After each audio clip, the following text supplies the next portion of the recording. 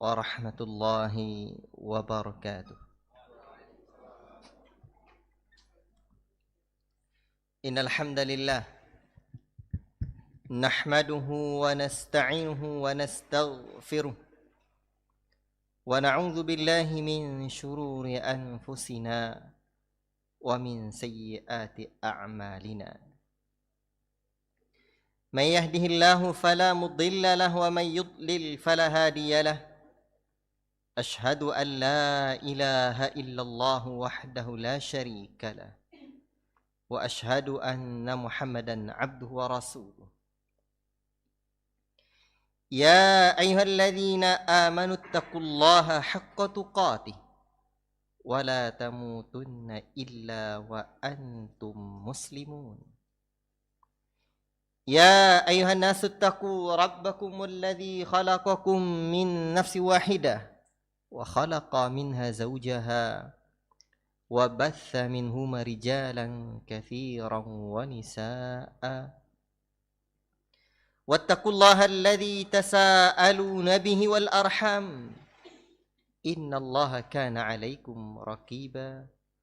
Ya ayyuhalladzina amanu taqullaha wa qulu qawlan sadida yuslih lakum a'malakum wa yaghfir lakum dhunubakum wa man yuti'illaha wa rasulahu faqad faza fawzan 'azima. Amma ba'd. Fa inna asdaqal hadithi kitabullah wa khairal hadi hadi Muhammadin sallallahu alaihi wasallam. وشر الأمور محدثاتها وكل محدثة بدعة وكل بدعة ضلالة وكل ضلالة في النار. أيها الإخوة, bapak-bapak, ibu-ibu, kaum muslimin dan kaum muslimat yang dirahmati oleh Allah Subhanahu wa taala dan disayangi Rasulullah sallallahu alaihi wasallam. Syukur kita kehadirat Allah Rabbul Alamin yang senantiasa memberikan kita rahmat dan nikmatnya, sehingga pada kesempatan ini insyaallah ta'ala kita akan lanjutkan dars kita, kajian kita dari kitab Syarhu Syama'ilin Nabi sallallahu alaihi wasallam li Abi Isa Muhammad ibn Isa At-Tirmidzi rahimahumullahu ta'ala. Sekarang kita masih berada pada bab apa utang, Pak?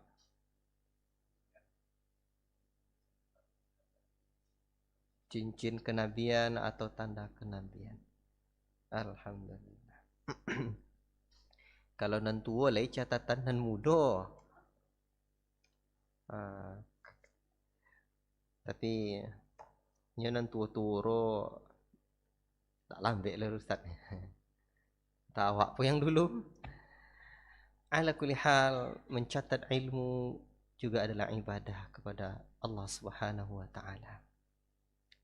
Dan hendaklah pada setiap aktivitas ilmu yang kita lakukan hadirkan niat untuk mencari ridha Allah. Bukan hanya sekedar mencatatnya. Itu juhud untuk memahami ilmu. Pada kesempatan sebelumnya sudah kita baca satu hadis ya. Iya Pak. Hadis. Dan Syekh Abdul Razak hafizahullah ta'ala dalam syarahnya telah menjelaskan bahwa ternyata para ulama khilaf apakah cincin kenabian atau stempel kenabian itu ada sejak beliau lahir ataukah setelah diangkat menjadi nabi. Dan yang dikuatkan oleh Syekh Abdul Razak adalah setelah apa betul? Pembelahan dada Nabi sallallahu alaihi wasallam, di mana Jibril alaihi salam mencuci hati atau jantungnya. Dan riwayat yang menjelaskan tentang pencucian dada Nabi, ini yang belum kita singgung kemarin.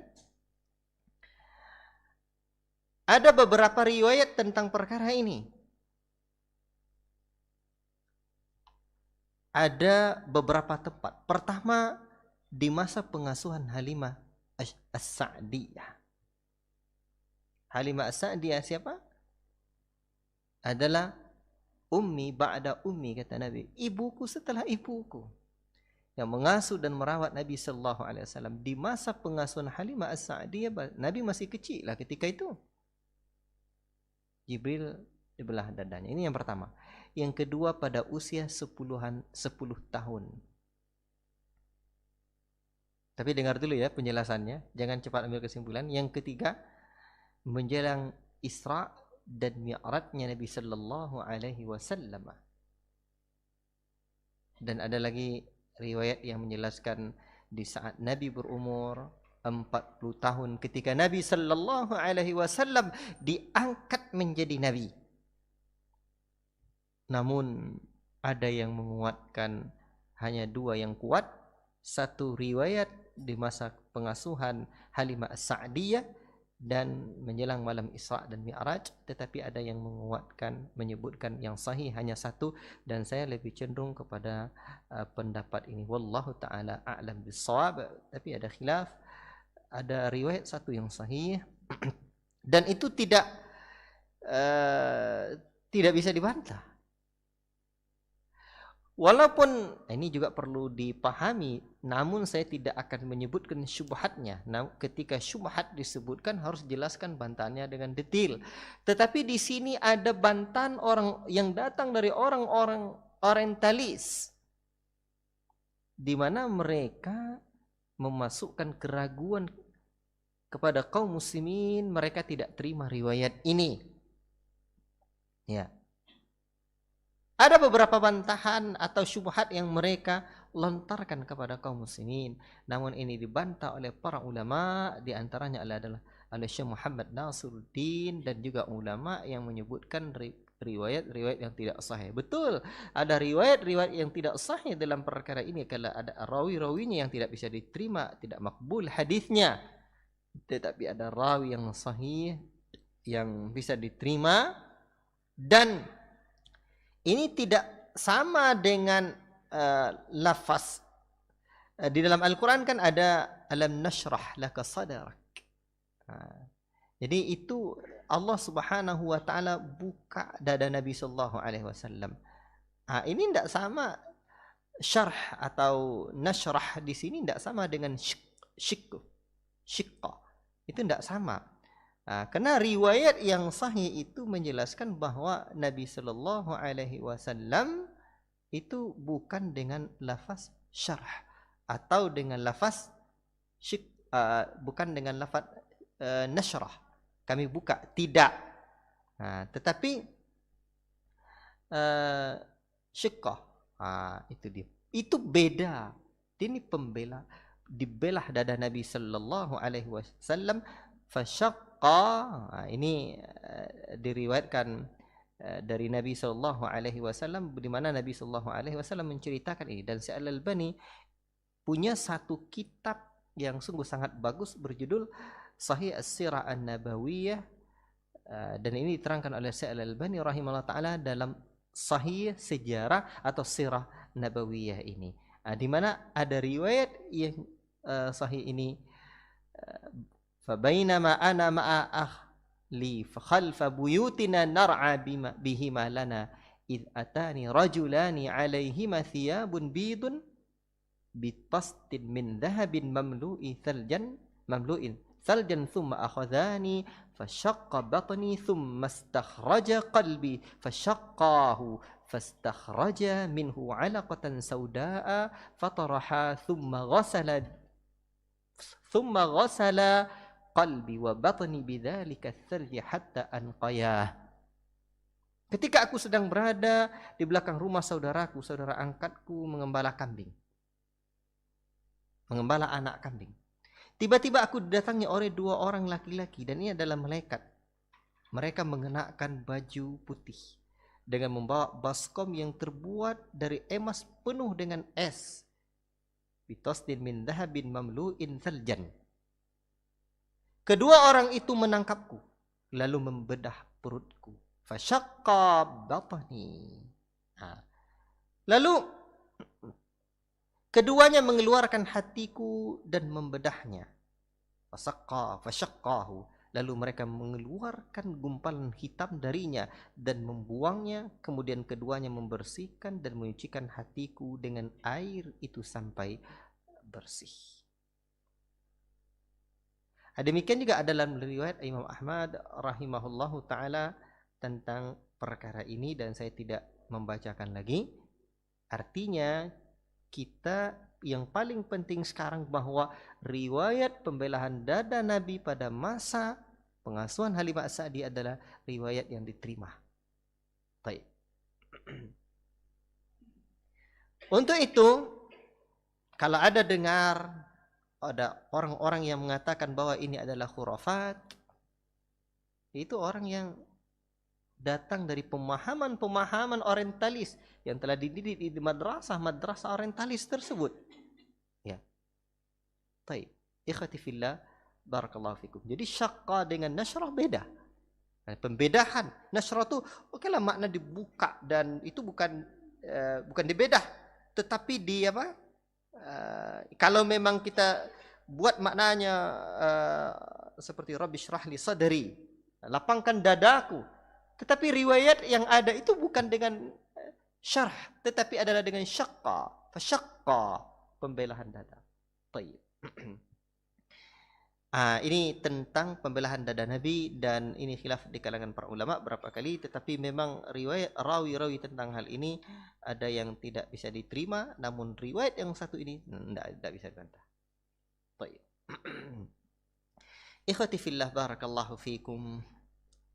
Itu sejak masa itulah Nabi sallallahu alaihi wasallam pun diberikan stempel kenabian yang berada di antara kedua pundak beliau. Dan sekarang mari kita baca riwayat yang kedua. Yang dibawakan oleh Al-Imam At-Tirmidzi di dalam hadisnya yang mulia ini. Haddatsana Sa'id ibn Ya'qub At-Talqani qala haddatsana Ayyub ibn Jabir an Simak ibn Harb عن جابر بن سمرة قال رأيت الخاتم بين كتفي رسول الله صلى الله عليه وسلم غدة حمراء مثل بيضة الحمامة. طيب إخوتي في الله بارك الله فيكم.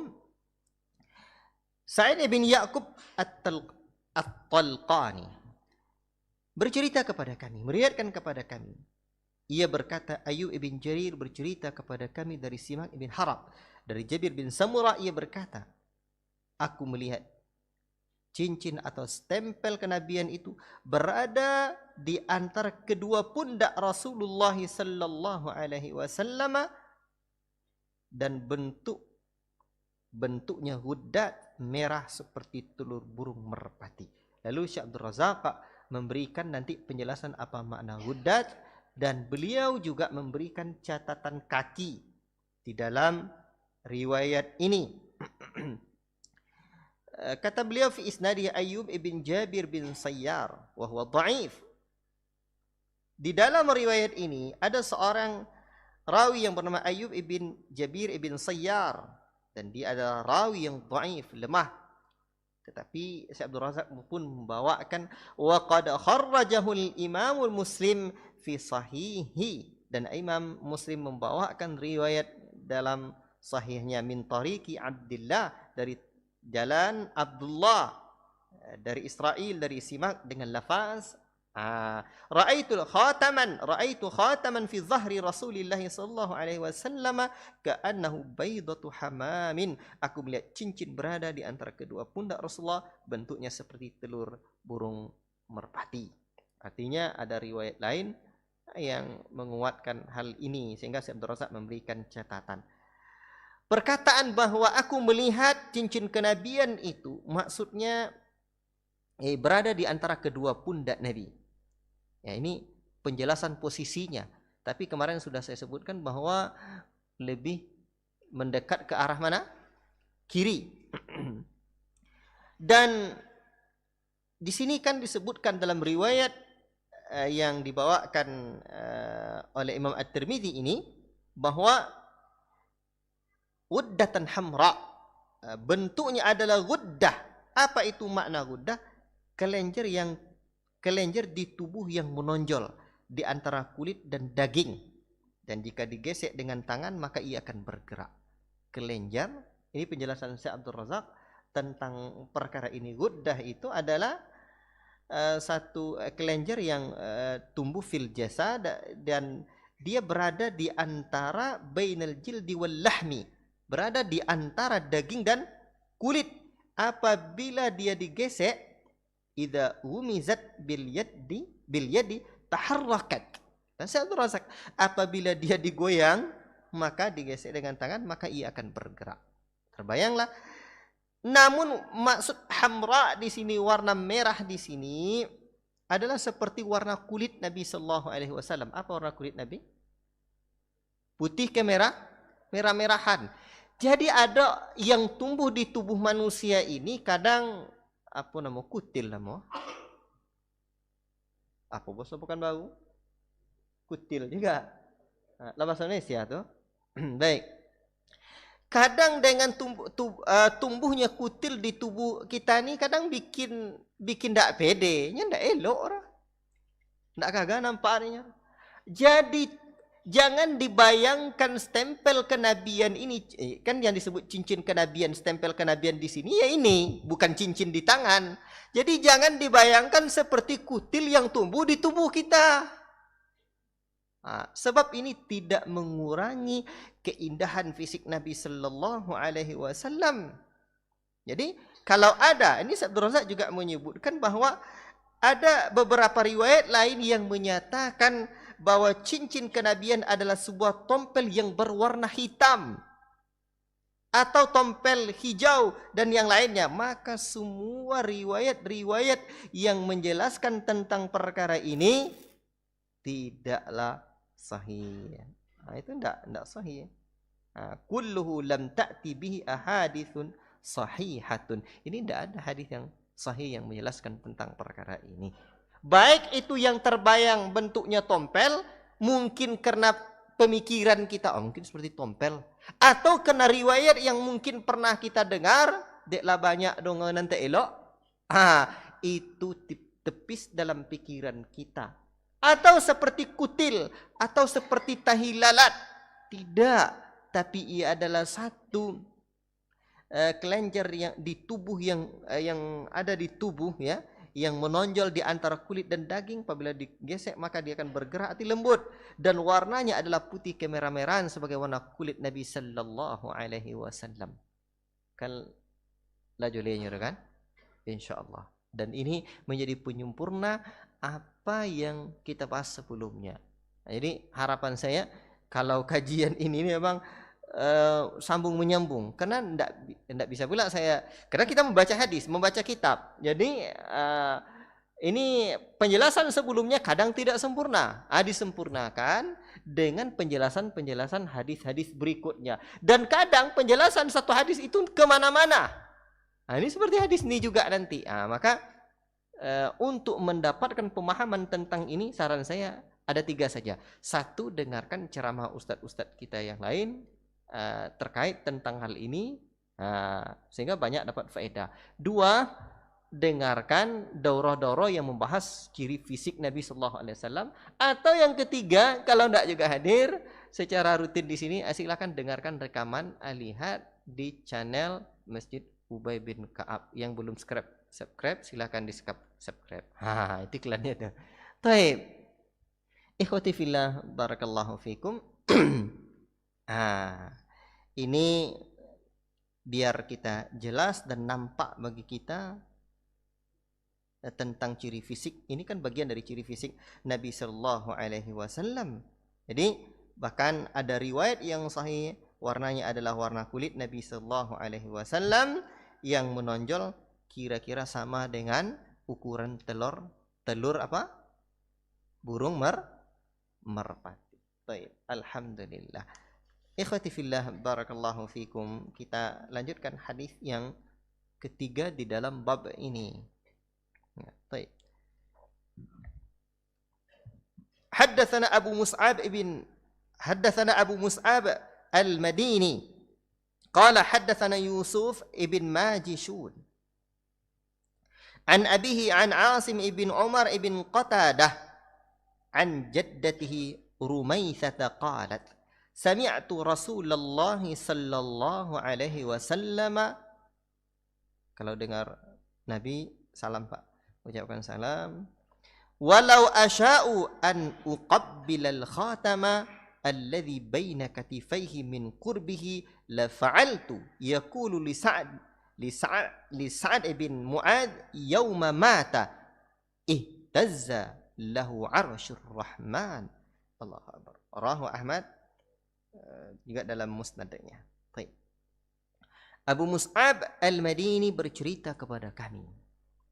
Ia berkata, Yusuf bin Al-Majishun bercerita kepada kami dari ayahnya, dari Asim ibn Umar bin Qatadah, dari neneknya yaitu Rumaitsah. Ia berkata, aku pernah mendengar Rasulullah sallallahu alaihi wasallam, seandainya aku mau, maka aku akan mencium cincin tersebut yang berada di antara kedua pundak beliau, karena posisi berdiriku sangat dekat dengan beliau. Artinya sahabat ini sangat jelas melihat, artinya Rumaitsah ini sangat jelas, ini sahabiah, sangat jelas ya, melihat cincin kenabian tersebut. Posisi berdiriku sangat dekat dengan beliau.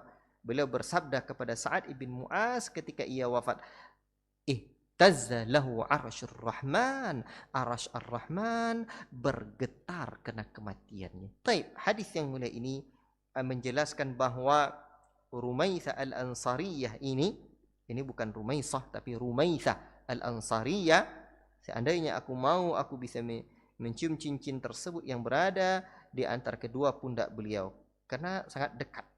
Nah, ini menunjukkan penguatan bahwa betul-betul ada cincin kenabian tersebut pada pundak antara kedua pundak Rasulullah sallallahu alaihi wasallam. Ini betul-betul nampak oleh beliau.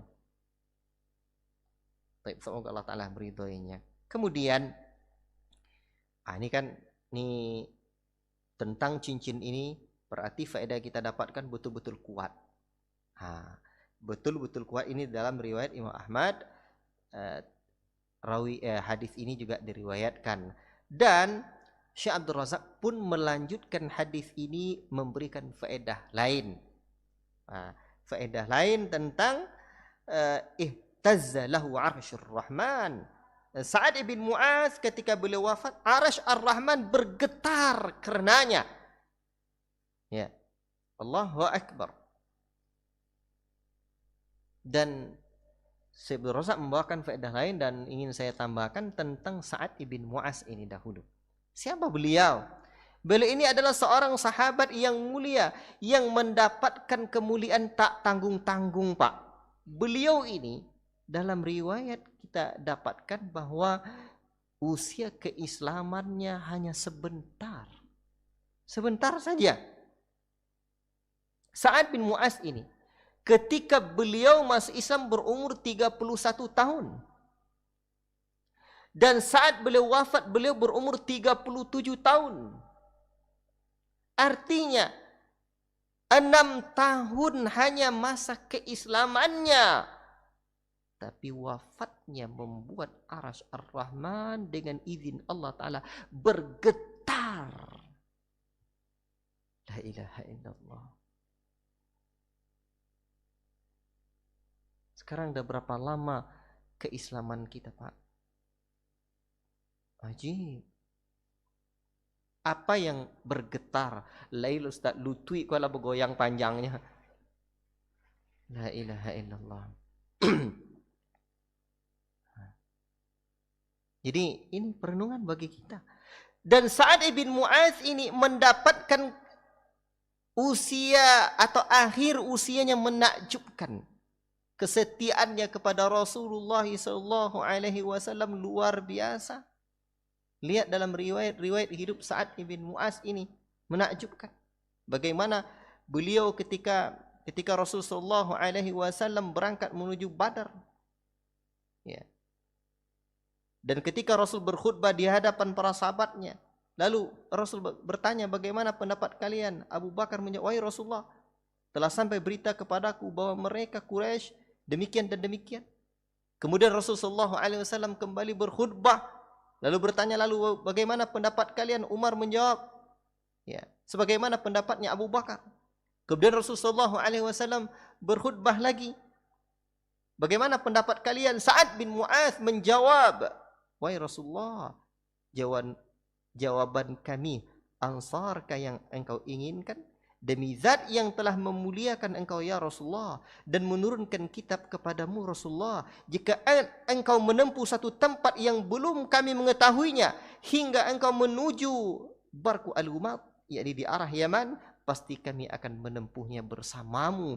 Kami tidak akan menjadi sebagian dari orang-orang Bani Israel yang berkata kepada Musa, fadhhab anta wa rabbuka faqatila inna hahuna qa'idun.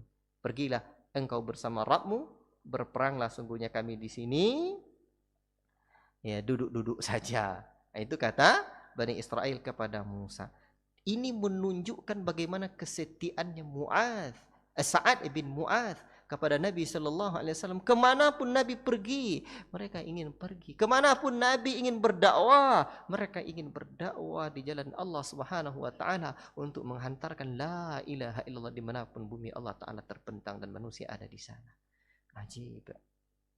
Sehingga akhirnya Sa'ad bin Mu'adz pun mendapatkan kemuliaan yang sungguh sangat menakjubkan. Sa'ad bin Mu'adz dalam peristiwa perang Khandaq, atau perang Khandaq ini juga disebut dengan perang Ahzab. Ya. Ketika itu kota Madinah dikepung oleh sekutu kaum kafir Quraisy. Sa'ad bin Mu'adz pun turut serta dalam perang yang sangat sulit ini. Dalam perang itu urat nadi Sa'ad disambar oleh sebuah anak panah. Darah pun deras mengalir dari tangannya. La ilaha illallah, urat nadi. Bayang apa urat nadi ya. Lalu ia dirawat dengan darurat untuk menghentikan darah yang keluar itu. Nabi SAW memerintahkan agar Sa'ad dibawa ke masjid dan didirikan kemah untuknya agar ia berada dekat beliau selama perawatan itu. Dan Rasulullah SAW pun berdoa secara khusus untuk Mu'adz. Ya Allah, jika dari peperangan dengan Quraisy ini masih engkau sisakan, maka panjangkanlah umurku untuk menghadapinya. Karena tak ada golongan yang kuinginkan untuk dihadapi lebih daripada kaum yang telah menganiaya Rasulmu. Ini bukan doa Rasul, tapi doa Sa'ad bin Mu'adz. Sa'ad bin Mu'adz ini berdoa kepada Rasulullah, kepada Allah Subhanahu Wa Taala. Kemudian, ikhwati fillah, jadi dan seandainya kata Sa'ad bin Mu'adz, engkau telah mengakhiri perang antara kami dengan mereka, jadikanlah kiranya musibah yang telah menimpaku ini sebagai jalan untuk menemui syahid. Itu doa khusus beliau. Jadi sekiranya memang bukan lagi ini dah berakhir perang ini, jadikan ini sebagai apa? Sebagai musibah yang telah menimpa diriku, yang engkau takdirkan menimpa diriku, sehingga aku menemui syahid di jalan Allah. Kian hari lukanya Sa'ad bin Mu'adz ini semakin parah di detik-detik terakhir. Rasulullah SAW pun mengunjungi Sa'ad bin Mu'adz dan ini doa khusus Nabi itu. Lalu beliau meletakkan kepala Sa'ad di pangkuan beliau sambil berdoa, ya Allah, Sa'ad telah berjihad di jalanmu, membenarkan Rasulmu dan telah memenuhi kewajibanmu, maka terimalah ruhnya dengan sebaik-baiknya cara yang engkau menerima ruh manusia. Dan ternyata doa yang dipanjatkan Rasulullah SAW untuk Mu'adz, Allahu Akbar, diterima oleh Allah Subhanahu Wa Taala, mendatangkan kesejukan kepada ruh Sa'ad yang hendak pergi. Sa'ad ini mencoba dengan susah payah mengangkat kelopak matanya. Dan orang yang akan meninggal dunia itu susah, Pak. Ya. Coba, makanya kalau ingin bertambah iman, coba kalau ada orang nak sekarang kejar tengok dia. Ajib. Ya, saya melihat bagaimana ayah saya wafat, kemudian malam 21 Ramadan kemarin saya melihat adik saya wafat. Itu banyak faedahnya, Pak. Termenung kita, sering kita teringatnya. Ya. Jadi ketika Saat mencoba mengangkat kelopak matanya dan dia kepayahan, dan dia mengarahkan pandangannya ke wajah Rasulullah SAW yang sangat dicintai oleh Sa'ad ibn Mu'az ini. Kiranya inilah perjumpaan terakhir dia dengan beliau di dunia ini. Lalu Sa'ad mengatakan, salam atas engkau wahai Rasulullah. Ketahuilah bahwa aku beriman kepadamu atas engkau adalah utusan Allah. Rasul menjawab, kebahagiaan atasmu wahai Abu Amr, kunyahnya. Sa'ad bin Mu'az pun menghembuskan nafas terakhirnya. Ia wafat di pangkuan manusia termulia ini. Wafat di pangkuan manusia yang paling dicintainya, Rasulullah sallallahu alaihi wasallam, dan beliau wafat pada tahun ke-5 Hijriah. Saat itu usianya 37 tahun dan dimakamkan di pemakaman Baqi' Madinah hari ini. Allahu Akbar. Apa kata Abu Sa'idin Al-Khudri? Aku adalah salah seorang yang menggali makam untuk Sa'ad, dan setiap kami menggali satu lapisan tanah tercium oleh kami wangi kesturi. Allahu Akbar. Untuk kematian Sa'ad ibn Mu'az inilah dalam riwayat Bukhari juga sebutkan, ihtazza arsyur rahman li mauti Sa'ad ibn Mu'az. Allahu Akbar. Arsy ar-Rahman bergetar karena wafatnya Sa'ad ibn Mu'az. Allahu Akbar. Sekali lagi, usia kita udah berapa? Udah berapa lama kita Islam? Sa'ad ibn Mu'az hanya 6 tahun. Tapi keislamannya 6 tahun berkualitas sehingga Arsy ar-Rahman bergetar. Allahu Akbar. Adakah mimbar-mimbar Jumat telah bergetar oleh kita? Atau adakah tiang-tiang penyangga untuk buat masjid bergetar oleh kita dengan kerja keras kita untuk membangun rumah Allah dan juhud kita untuk menyebarkan agama Allah? Fa'tabiru ya ulil absar la'allakum tuflihun. Ambil pelajaran wahai sahabat, kawan-kawan yang memiliki akal, agar kita beruntung. Allahu Akbar. Dan yang bergetar itu bukan sembarangan Arsy. Arsy itu luar biasa. Besarnya Arsy itu tak tanggung-tanggung. Maka di sini Syekh Abdul Razak pun membawakan faedah tentang Arsy. Nah, ini selesai faedah tentang Sa'ad bin Mu'az. Kemudian lihatlah bagaimana Arsy ar-Rahman, makhluk yang paling besar dan makhluk yang paling luas. Allahu Akbar. Makanya kalau ada orang yang menyebutkan bahwa Allah itu dalam diri kita katanya, itu terlalu kecil Allah itu dibuatnya. La ilaha illallah. Tak jadi. Allahu Akbar, itu Allah Maha Besar. Lihatlah Rasulullah sallallahu alaihi wasallam mensifati Arsy yang agung ini. Arsy, Rasul mensifati Arsy ini dengan sebutan Arsyul Azim, Arsy yang agung, Arsyul Karim, Arsy yang mulia, Arsyul Majid, Arsy yang mulia. Dan juga ia disebutkan oleh Rasulullah sallallahu alaihi wasallam tentang penyifatan terhadap Arsy ini dengan sifat Arsy itu adalah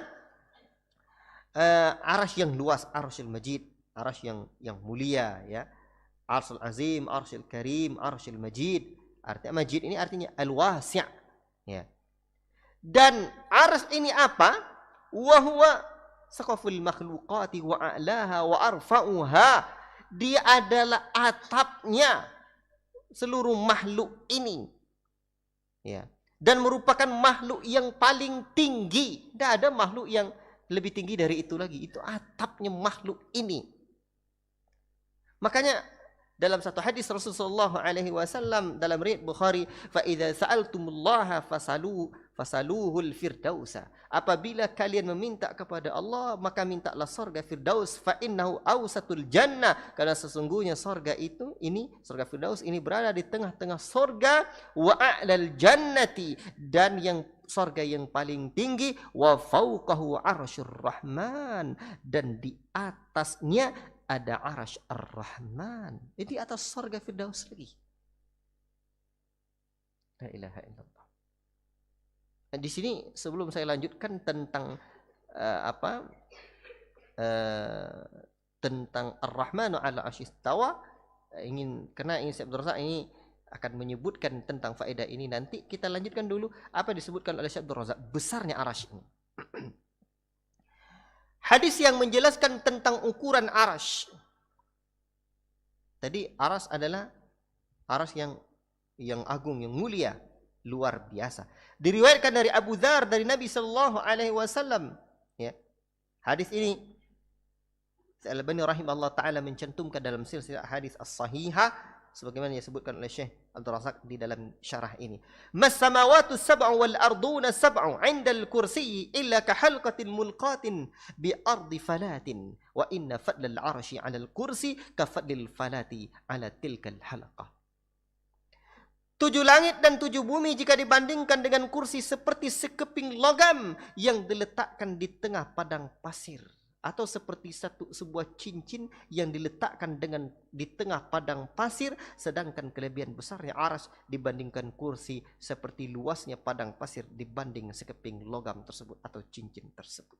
Jadi tidaklah makhluk yang di atas kita melainkan di bawah ini lebih kecil. Ini bumi ini kecil, langit itu besar Pak. Bahkan dalam riwayat lain disebutkan tidaklah lewat dari 4 jari, bahkan ada yang menyebutkan 2 jari riwayat yang ada itu, melainkan di sana ada malaikat, ya. Sebutkan ittatis sama, langit itu berderi-deri. Wajar langit berderi-deri, tidak lewat dari 4 jari, ada malaikat yang sujud atau beribadah kepada Allah Rabbul Alamin. Dan langit-langit itu hanya kecil jika dibandingkan dengan kursi. Langit itu hanyalah seperti apa? Seperti cincin yang diletakkan atau logam diletakkan di tengah padang pasir. Kursi, langit adalah cincin, kursi adalah padang pasir. Dan perbandingan kursi pula jika dibandingkan dengan arasy ar-Rahman ini, hanya kursi seperti cincin pula atau logam di tengah-tengah padang pasir. Allahu Akbar. Hadza khalqullah. Ini baru makhluk Allah. Maka wajar ketika takbir kita Allahu Akbar, Allah yang maha besar. Allah maha besar. Makanya makhrajnya harus tepat-tepat. Allahu Akbar. Jangan akhbar. Kadang saya dengar jadi imam orang jadi imam di kampung itu kadang akbar. Tidak tepat itu, dekat ke kha makhrajnya, tidak tepat. Akbar, Allah maha besar. Makanya dahulu Pak ada orang, saya tahun berapa ya? 2004 akhir atau 2005, tunggu menjelang azan. Saya pernah, kan dulu saya asik cerita sama orang-orang tua, mempelajari ilmu tuk dukun tuh, tak kurang dari 14 orang guru-guru dukun saya. Ghafarani Allah, semoga Allah mengampuni dosa saya. Cuman ini faedah yang ingin saya sampaikan. Dahulu saya pernah dapati kan seorang datuk, dia bilang begini, dia kajinya kaji diri. Tengoklah diri kita, pandang, nampak kamu nak kamu tuh, wajah kita, nampaklah dalam bayangan kita. Itulah Allah tuh katanya. Katanya yang nampak tuh, bapak lah nampak nak wajah bapak, tengok, nampaklah, kan ada sering berkaca. Nah, itu dia. Kata dia, itulah Allah tuh. Laisa kamitslihi syai'un katanya. Tidak ada yang serupa makhluk. Tidak ada kita yang serupa katanya. Allah tuh tidak ada yang serupa.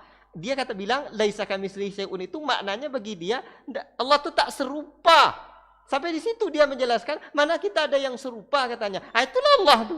La ilaha illallah. Saya kira azan dulu, nanti saya lanjutkan faedah ini. Ini perlu penting saya jelaskan insyaallah. Barakallahu fikum. Silakan.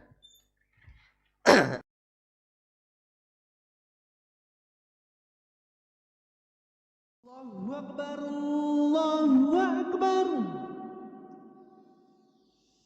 Allahu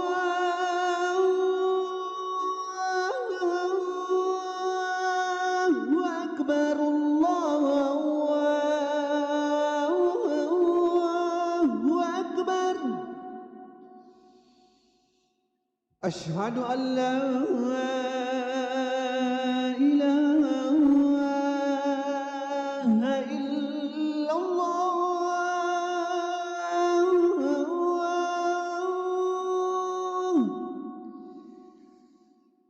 أشهد أن لا إله إلا الله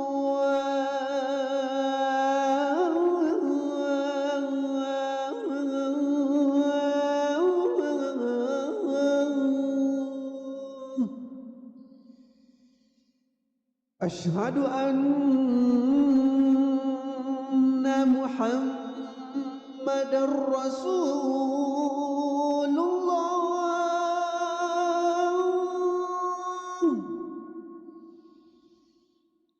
أشهد أن محمدا رسول الله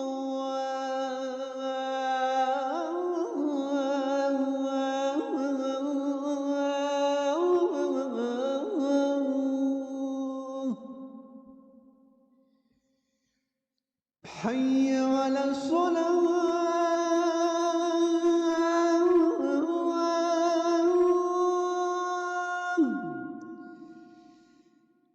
حي على الصلاة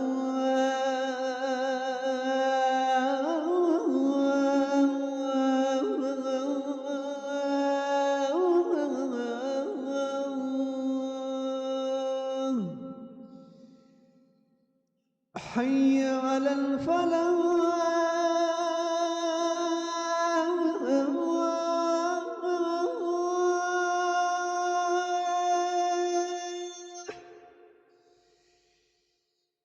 حي على الفلاح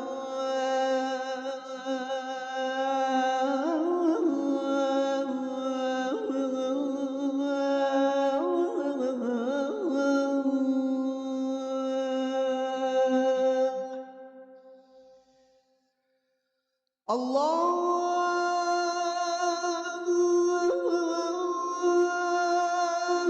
أكبر الله أكبر لا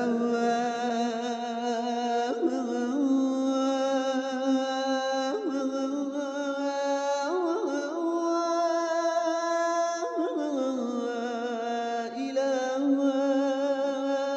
إلا الله.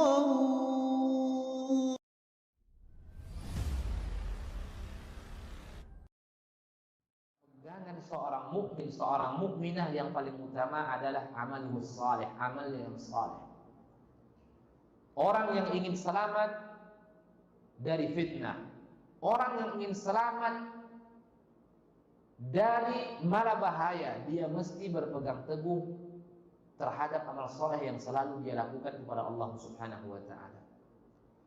Suatu ketika Nabi sallallahu alaihi wasallam mengatakan, "Badiru bil a'mal." Ini di zaman Nabi. Badiru bil a'mal, 1400 tahun yang telah berlalu. Nabi memberikan nasihat kepada sahabatnya, "Badiru bil a'mal, fitanan ka qita'il lailil muzlim." Bersegeralah kalian beramal, kata Nabi sallallahu alaihi wasallam. Akan terjadi sebuah fitnah bagaikan malam yang gelap gulita. Apa kata para ulama? Kenapa Nabi sallallahu alaihi wasallam mengibaratkan fitnah itu seperti malam gelap gulita? Karena sulitnya bagi seseorang membedakan ketika fitnah itu muncul. Sulit bagi seseorang membedakan yang mana yang hak, yang mana yang batil. Yang batil dikira hak, yang hak dikira batil. Yang sunnah dikira bid'ah. Ikhwati fillah, barakallahu fikum. Jadi ketika ada orang yang mengatakan bahwa Allah berada dalam dirinya atau yang seperti tadi sama dengan makhluknya, begini. Al-Imam Ahmad bin Hanbal dan para ulama lain juga menjelaskan. Dan ketika orang-orang orientalis membahas atau orang-orang ahli kalam membahas tentang perkara ini, maka kita Ahlus Sunnah cukup menjadi hujjah apa yang sudah dijelaskan oleh para ulama kita kepada kita dengan dalil-dalil yang kuat.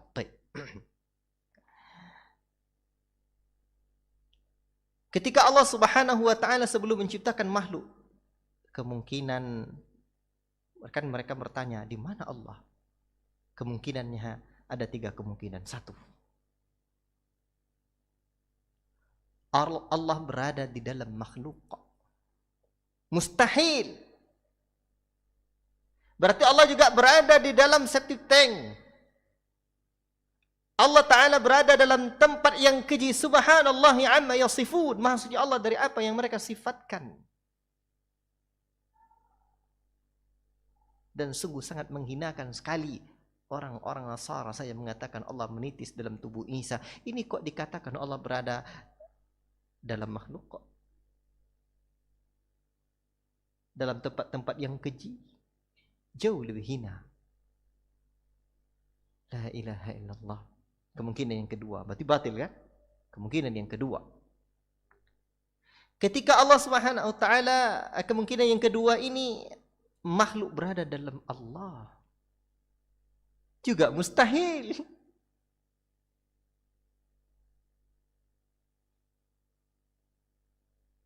Karena sesungguhnya Allah Subhanahu wa taala Maha Suci.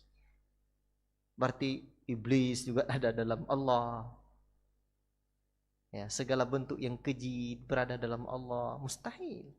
Hanya ada satu kemungkinan, Allah tidak berada dalam makhluk dan makhluk tidak berada dalam zat Allah, namun Allah terpisah zatnya dari makhluk kok. Tapi wa huwa ma'akum aynama kuntum, ia Allah Ta'ala bersama kamu dimanapun kamu berada. Apa yang dimaksud dengan kebersamaan Allah Ta'ala di sini adalah kebersamaan ilmunya, bukan kebersamaan zatnya. La ilaha illallah. Maka kalau ada yang mengatakan bahwa berdalil dengan, kan bukankah ayat yang menyebutkan bahwa Allah wa huwa ma'akum aynama kuntum, Allah Subhanahu wa taala itu bersama kamu dimanapun kamu berada. Sekarang begini saja. Ini ayat ini di surat apa? Di surat apa? Tanya saja kalau ada yang mengatakan ayat ini di surat apa? Ya Allah bersama kamu. Kalau dia tidak tahu, nanti tunjukkan Pak. Ini perlu catat ini. Kalau jumpa nanti sampaikan dengan bijak. Kan dalil orang menyatakan bahwa Allah berada dalam makhluk ini atau Allah bersama kita. Tanya dulu di surat apa? Ya pokoknya ada dalam Quran. Sekarang gini aja Pak C, Pak Ngau, Pak D, atau ponakan kita itu berada dalam surah Al-Hadid di ayat yang keempat. Sekarang coba buka surah Al-Hadid ini, apa bunyinya. Jangan sepotong-sepotong baca ayat itu. Sebab bunyi awal ayat itu huwallazi khalaqas samawati wal arda fi sittati ayyamin thumma istawa 'alal 'arsy. Ialah Allah yang telah menciptakan langit dan bumi pada 6 masa, pada 6 hari. Kemudian Allah beristiwa di atas arsy. Ya'lamu ma yaliju fil ardi wa ma yakhruju minha wa ma yanzilu minas sama'i wa ma ya'ruju fiha. Allah mengetahui apa yang masuk dalam bumi ini, apa yang keluar, apa yang turun dari langit, apa yang naik ke langit. Baru wa huwa ma'akum aynama kuntum. Allah Ta'ala bersama kamu dimanapun kamu berada. Wallahu bima ta'maluna basir. Allah Ta'ala mengetahui apa yang kalian kerjakan. Jadi berarti ayat ini didahului oleh ayat Ar-Rahmanu 'alal 'arsy istawa. Dan itu satu ayat. Di ayat yang keempat dalam surah Al-Hadid. Sekarang pertanyaannya, apa maksud istiwa di atas arsy dan ini? La ilaha illallah. Makanya ayat yang menjelaskan tentang istiwa Allah Ta'ala di atas arsy, istawa al-arsy, itu bukan ada dalam satu ayat. Tetapi ada beberapa ayat yang menjelaskan Allah Ta'ala berada di atas arsy itu. Tidak satu ayat. Kalau satu ayat diantaranya di dalam surah Yunus ayat yang ketiga, dalam surah Ar-Ra'd ayat yang kedua, demikian juga di dalam surah Taha, dan ini yang ma'ruf, Ar-Rahmanu 'alal 'arsy istawa. Demikian pula dalam surah Al-Furqan, dalam surah Taha ini ayat yang kelima, ada dalam surah Al-Furqan ayat yang ke-59, Al-Qasas ayat yang ke-14, As-Sajdah ayat yang ke-4, Fussilat ayat 11, An-Najm ayat yang ke-6, dan juga surah Al-Hadid ayat yang ke-4 yang saya bacakan tadi. Lalu apa maknanya? Di sinilah para ulama menjelaskan bahwa ilmu Allah Ta'ala yang membersamai kita, kekuasaan Allah, pengetahuan Allah yang bersamai kita.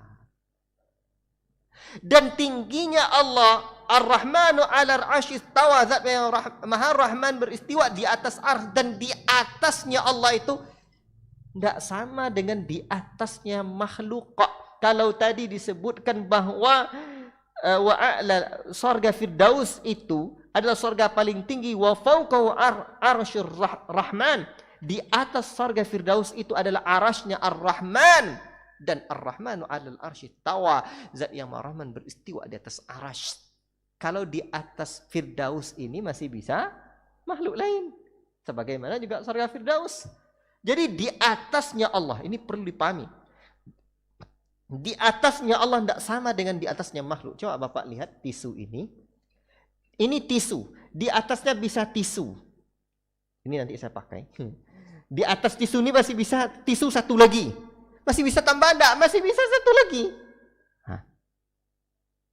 Dan masih bisa botol ini, di atas botol ini masih bisa kita letakkan benda-benda lain. Itu kalau di atas makhluk ada sesuatu. Makanya di atas langit ada langit. Ini Ar-Rahmanu 'alal arsy istawa, zat yang Maha Rahman beristiwa di atas arasy. Di atasnya Allah Ta'ala itu tidak ada makhluk lain. Tidak ada makhluk lagi di atas itu. Allahu Akbar. Dan laisa kamitsli syai'un wa huwas samiul basir. Allah tak serupa dengan makhluknya. Makanya generasi salafun salih mereka mengimani ini tentang tanpa bertanya tentang bagaimana kaifiyatnya, bagaimana caranya, tanpa tamtsil, tanpa takyif, tanpa tasbih, tanpa takwil. Enggak. Baik. Ini yang disebutkan oleh Syekh Abdul Razak di antara faedah di sini. Ya. Jadi Ar-Rahman inilah yang bergetar. Allahu Akbar. Lalu panjang lebar Syekh Abdul Razak menyebutkan, dan ada poin yang beliau jelaskan begini. Barang siapa yang tidak berkeyakinan bahwa Allah Rabbul Alamin tidak beristiwa di atas arasy sesuai dengan cara yang diinginkan oleh Allah dengan segala kemuliaan dan kesempurnaan Allah, maka ia harus memilih di antara dua akidah yang sama-sama rusak, kata Syekh Abdul Razak. Yang pertama, ayya'taqida wal iyadzu billah annallaha fi kulli makan. Kemungkinan yang pertama, kalau dia tidak memilih akidah beristiwanya Allah di atas arasy, kemungkinan yang pertama semoga Allah melindungi kita, kata beliau, dari perkara ini. Allah benar-benar maha tinggi dari apa yang dikatakan oleh orang-orang zalim ini. Akidah ini adalah satu akidah yang rusak dan batil. Ya. Dia berkeyakinan bahwa Allah Ta'ala melindungi kita darinya, bahwa Allah berada di, semoga Allah melindungi kita darinya, Allah berada di fi kulli makan, annallaha fi kulli makan, Allah berada pada setiap tempat. Itu kemungkinan yang pertama. Kalau tidak beristiwa di atas arasy keyakinan. Kemungkinan yang kedua, kata Syekh, dia berkeyakinan ayya'taqida wal iyadzu billah annallaha la fawqa wala tahta wala an yamin al-alam wala an shimalihi wala dakhilihi wala khariji wa hadha wasfun lillahi ta'ala bil adam. Kata Syekh Abdul Razak, yang kedua, kita berlindung lagi dari keyakinan yang jelek ini, bahwa Allah tidak di atas, tidak pula di bawah, tidak di sebelah kanan alam dan tidak pula di sebelah kirinya, serta tidak berada di dalam alam dan juga tidak berada di luar alam. Maka akidah ini sama saja, kata Syekh, la ilaha illallah, hadza wasfun lillahi ta'ala bil adam. Akidah ini sama menyatakan bahwa Allah tidak ada.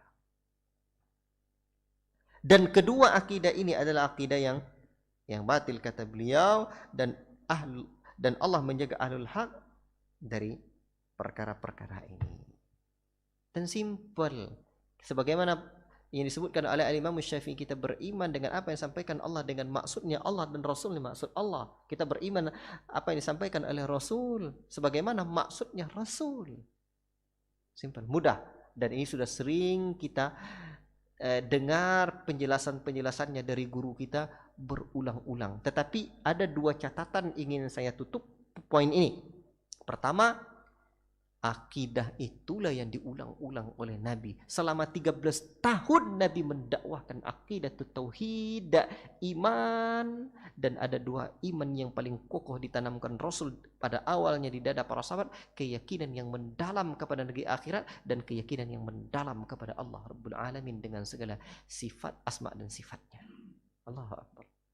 Makanya kalau kita sudah sering saya dengar sejak saya ngaji dan 6 tahun, sahabat saja abarru hadhil ummati quluban, orang yang paling baik hatinya di kalangan umat ini 13 tahun ditanamkan dengan mantap. Belum lagi selama 23 tahun Nabi juga mengulang-ulang. Dan ingat, ada sebuah ungkapan Syekh Al-Albani dalam At-Tauhid, awalan ya du'atal Islam. Tauhid yang pertama wa da'i Islam. Ini perlu juga dicamkan. Di mana ada orang-orang yang sudah juga menisbatkan dirinya kepada salafiyun. Dia mengikuti generasi salaf. Tapi manakala datang orang-orang Mu'tazilah gaya baru. Ini kata orang-orang, kata Syekh Al-Albani ini. Lihat di dalam kitab At-Tauhid awalan ya du'atul Islam. Asalnya adalah kalam mu'adharahnya Syekh Al-Albani rahimahullahu taala. Manakala datang orang-orang yang menyimpang keyakinannya tentang istiwa Allah di atas arasy ini, akhirnya dia pun goncang. Padahal dia sudah menisbatkan dirinya kepada akidah salaf. Namun yang paling menarik apa sebabnya mereka itu goncang, akhirnya tidak kokoh di atas keyakinan itu. Manakala syubhat ini datang, sebab mereka tidak bertalaqi akidah as-sahihah min kulli jawanibiha, kata Syekh Al-Albani rahimahullah taala. Dia tidak bertalaki akidah yang sahihah dari semua sisi-sisinya. Ini faedah yang pertama, Pak. Jadi panjang masa kita. Terus jangan muak mengulang-ulang ini. Faedah yang kedua, para ulama coba lihat, ini uraian kajian kita bukan kajian akidah. Kitab kita adalah kitab yang sejarah, yang bercerita tentang sejarah syama'il Nabi, ciri fisik Nabi, keseharian Nabi. Tetapi begitulah para ulama. Ini kedua yang mau saya sebutkan. Para ulama ahlu sunnah. Dan siapapun tidak akan sunyi dari akidah. Walaupun pembahasannya fikih, akidah pasti akan tampak. Sehingga ketika para ulama meneliti kitab para ulama, akidah-akidah para ulama yang tidak menulis kitab akidah, itu akan bisa dijumpai dari muqaddimah kitab mereka misalkan, atau dari tafsir mereka, itu sudah jelas juga, atau dari murid-murid mereka. Jadi ulama itu pasti nampak akidahnya. Maka nanti kalau ada dai-dai terkenal, nanti nampak tampangnya sunnah juga, tapi dia berakidah alus sunnah atau tidak. Dia banyak yang menyampaikan kajian sunnah, fikih sunnah, tapi tidak berada di atas sunnah. Ya, maka tengok saja apa kitab akidah yang dia ajarkan. Tak mungkin seorang ustaz tidak mengajarkan akidah. Nampak itu? Adakah di atas akidah generasi terbaik umat ini? Dan ini juga memberikan faedah kepada kita bahwa para ulama dan dai dituntut untuk menyampaikan akidah. Ciri dakwah Ahlussunnah itu ada 2, Pak. 1, sebagaimana perkataan Syekh Sulaiman Ar-Ruhaili, berdakwah di atas ilmu. 2, berdakwah kepada tauhid. Tauhid. Apapun pembahasannya, tauhid jadi prioritas utamanya. Mau fikih arahnya tauhid, mau tafsir arahnya tauhid, hadis arahnya tauhid, tauhidullah. Karena tujuan kita diciptakan, makna wa ma khalaqtul jinna wal insa illa liya'budun, itu liyuwahhiduni, untuk mentauhidkan aku. Allahu akbar. Jadi tengok Syekh Abdul Razak. Jadi sejarah tapi arahnya akidah, mantapan akidah kita. Allahu akbar. Ikhwati fillah, barakallahu fikum. Ini faedah tentang ihtazza lahu arsyur rahman. Jadi Rasul mengucapkan ini, bergetar arasy ar-Rahman ketika kematiannya Sa'ad ibn Mu'adz, dengan sebab kematiannya Sa'ad ibn Mu'adz. Saat mengucapkan sabda inilah Rumaisah ini melihat khatam atau cincin kenabian tersebut. Dan saya ingin membaca satu hadis lagi sebelum kita tutup. Satu hadis lagi insyaallah. Baik. Dah selesai nih faedah-faedah hadis yang kedua di dalam bab ini. Kemudian hadis yang ketiga adalah hadis keempat ya. Pertama, yang keempat lagi. 2, 3, keempat lagi. Haddatsana Ahmad ibn Abda ad-Dabi wa Ali ibn Hujr وغير واحد قالوا حدثنا عيسى بن يونس عن عمر بن عبد الله مولى غفرة قال حدثني إبراهيم بن محمد من ولد علي بن أبي طالب قال كان علي إذا وصف رسول الله صلى الله عليه وسلم فذكر الحديث بطوله وقال بين كتفيه خاتم النبوة وهو خاتم النبيين. طيب, ini ada hadis yang ketujuh sebelumnya sudah dijelaskan bahwa hadis ini memiliki dua cacat. Pertama, Umar bin Abdillah adalah dhaif, dan kedua ada Ibrahim dari Ali dari jalan yang terputus. Namun karena dibawakan oleh Imam At-Tirmidzi di sini, kita tetap baca maknanya.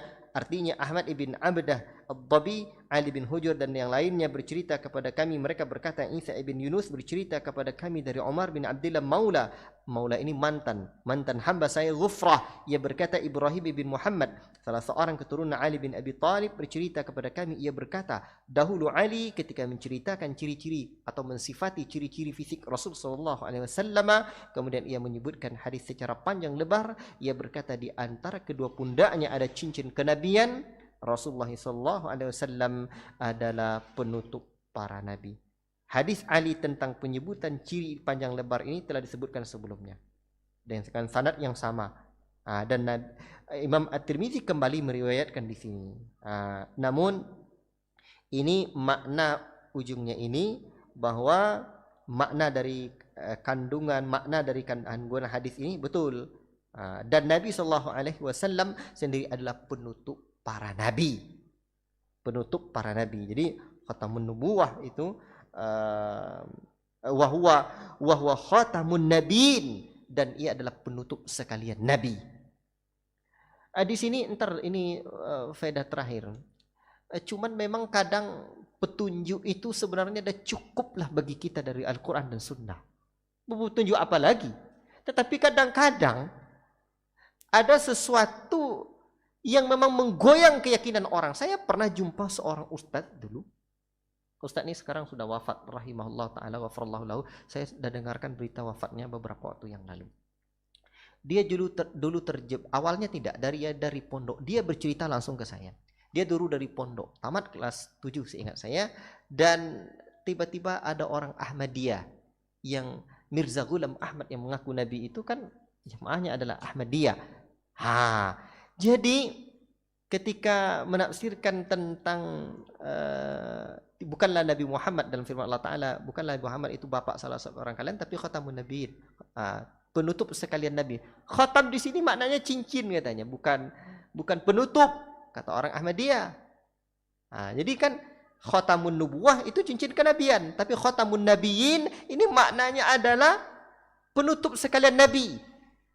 Jadi ini maknanya bukan penutup, katanya khatamun nabiin ini cincin kenabian. Jadi ini maknanya adalah nabi pilihan, kata orang-orang Muhammadiyah, dengan segala dalil yang mereka bawakan. Ada syubhat-syubhatnya saya tak sampaikan. Kata ustadz ini masuk pula di akal saya waktu itu. Masuk akal pula. Iya pula, ya sesuai dengan kronologi ayat ini turun, asbabun nuzulnya. Kalau dalam pertemuan lain mungkin kita bisa bahas asbabun nuzulnya apa, syubhatnya bisa dijawab. Lalu kena masuk akal, iya pula. Ini maknanya bukan penutup sekalian nabi, tapi ini maknanya nabi pilihan, khatamun nabiyyin. Lalu akhirnya dia menjadi Ahmadiyah. Namun salah satu rahasia yang disebutkan oleh Ustadz itu, dulu kan saya ditawari juga ya ekonomi, kemudian mobil, zaman itu ya lumayan juga kata dia.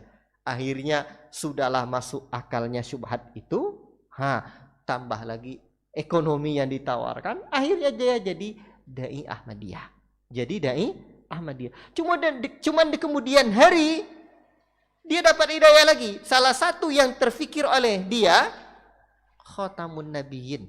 Oke lah maknanya cincin atau khatam itu kan stempel, salah satu maknanya stempel.